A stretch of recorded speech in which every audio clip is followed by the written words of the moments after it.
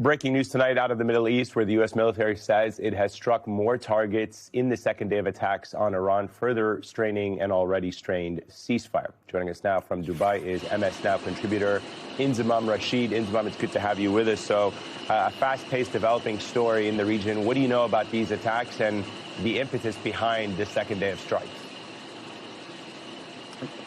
Yeah, well, good evening to you guys. Look, it's been 24 hours of tit-for-tat fighting between the US and Iran, particularly around the Strait of Hormuz now. And it's really been the first time that the two sides have fought since the Memorandum of Understanding had been signed a couple of weeks ago. And, in fact, since the two sides met face-to-face with J.D. Vance and the senior Iranian leadership meeting in Bergenstock just a few days ago in Switzerland and having those face-to-face discussions. So this fighting is pretty significant because it does mark the first time that effectively we've had this fighting for quite some time. Now, the latest is that Iran had attacked a vessel in the Strait of Hormuz once again yesterday, or the early hours of yesterday. And as a result now, US CENTCOM has responded. And what US CENTCOM has said to us this evening, that they've conducted additional strikes against multiple targets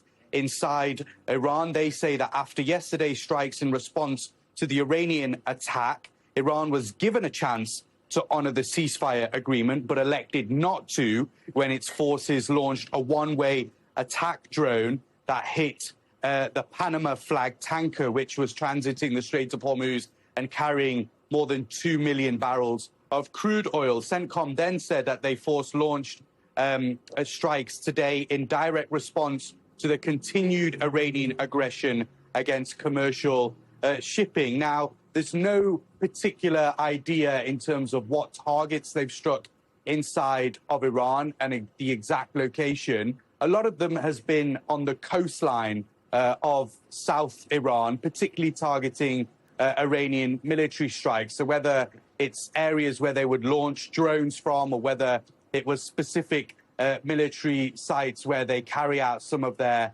attacks. But we don't know this time round where the specific attacks have gone to. I think what's important is that there probably will now be an Iranian retaliation, as there usually is. And those retaliations have been specifically towards Gulf states. So yesterday we saw the Iranian retaliation which went towards Bahrain.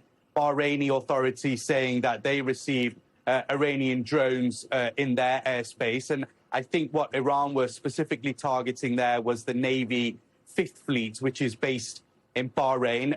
Again, we'll have to see where Iran targets this time round, maybe Kuwait or back to Bahrain once again, maybe even here in the UAE. But clearly, this is now this tit-for-tat fighting which is continuing.